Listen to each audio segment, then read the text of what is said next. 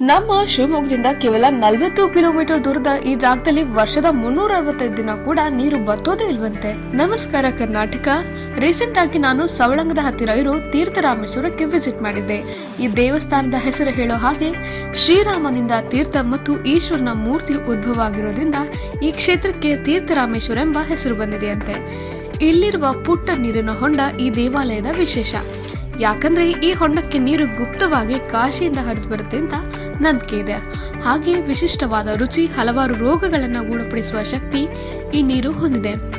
ರಾಮ ಸೀತೆಯರು ವನವಾಸದಲ್ಲಿದ್ದಾಗ ಈ ಸ್ಥಳಕ್ಕೆ ಬಂದಿದ್ರು. ಸೀತೆಯ ನೀರಿನ ದಾಹ ತೀರಿಸಲು ಶ್ರೀರಾಮನು ಈ ಜಾಗದಲ್ಲಿ ನೀರು ಬರುವಂತೆ ಮಾಡಿದ ಅಂತ ಇಲ್ಲಿನ ಜನ ಹೇಳ್ತಾರೆ. ಹಾಗಾಗಿ ಇಲ್ಲಿ ವಾನರ ಸೇನೆಯನ್ನು ನಾವು ಹೆಚ್ಚಾಗಿ ನೋಡಬಹುದು. ಇಲ್ಲಿನ ಮತ್ತೊಂದು ವಿಶೇಷ ಏನಂದ್ರೆ ಅತಿ ವಿರಳವಾಗಿ ಕಂಡುಬರುವ ಬ್ರಹ್ಮನ ದೇವಾಲಯವನ್ನ ನಾವು ಇಲ್ಲಿ ಕಾಣಬಹುದು. ಇಲ್ಲಿಗೆ ಯಾವುದೇ ಬಸ್ ವ್ಯವಸ್ಥೆ ಇಲ್ಲ. ಹಾಗಾಗಿ ಆಹಾರದ ವ್ಯವಸ್ಥೆ ಜೊತೆಗೆ ನಿಮ್ಮ ಸ್ವಂತ ವಾಹನದಲ್ಲಿ ಬಂದ್ರೆ ತುಂಬಾ ಉತ್ತಮ. ದಯವಿಟ್ಟು ಪ್ರವಾಸಿಗರು ಸ್ವಚ್ಛತೆಯನ್ನ ಕಾಪಾಡಿ. ನೀವು ಕೂಡ ಶಿವಮೊಗ್ಗ ಸುತ್ತಮುತ್ತ ಒಂದು ದಿನದ ಪ್ರವಾಸಿ ಸ್ಥಳ ನೋಡ್ತಾ ಇದ್ರೆ ತೀರ್ಥರಾಮೇಶ್ವರಕ್ಕೆ ಮಿಸ್ ಮಾಡದೆ ಭೇಟಿ ಮಾಡಿ. ಇದೇ ತರದ ಇನ್ಫಾರ್ಮೇಟಿವ್ ವಿಡಿಯೋಸ್ಗಾಗಿ ನಮ್ಮ ಪೇಜ್ನ ಮರೀದೆ ಫಾಲೋ ಮಾಡಿ.